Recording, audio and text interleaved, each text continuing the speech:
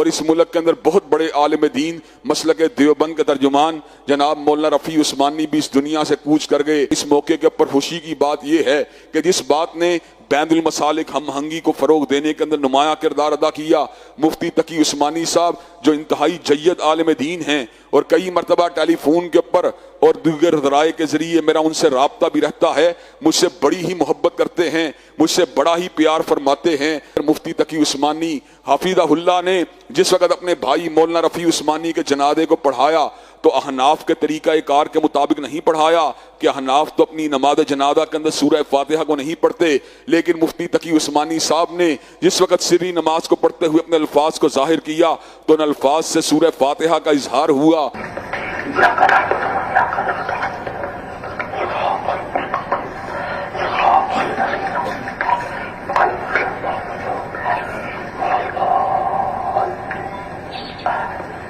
اس بات کے اوپر بہت سے حنفی دوست جو تھے حیران ہوئے، یہ مولانا تقی عثمانی نے کیا کیا؟ تو مولانا تقی عثمانی کے بعد شاگردوں نے اس بات کو واضح فرما دیا کہ مولانا نے اپنی کتاب انعام الباری کے اندر ہی اس بات کا ذکر کر دیا کہ سورہ فاتحہ کو جنازے کے اندر پڑھنا سنت ہے، اور انہوں نے اس بات کو واضح کر دیا جب دلیل قوی ہو، جب دلیل راجح ہو تو اس موقع کے اوپر غیر حنفی مسلکوں سے استفادہ کیا جا سکتا ہے۔ تو ہم یہ کہتے ہیں نماز جنازہ میں سورہ فاتحہ پڑھنا جائز ہے بطور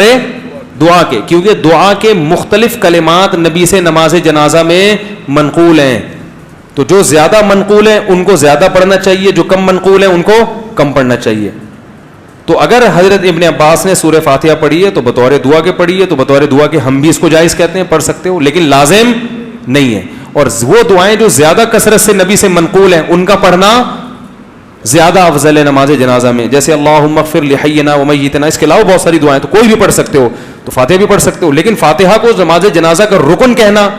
اور یہ کہنا کہ یہ نماز جنازہ کی خاص سنت ہے یا اس کے بغیر نماز جنازہ نہیں ہوتی، اس پر کوئی حدیث نہیں ہے۔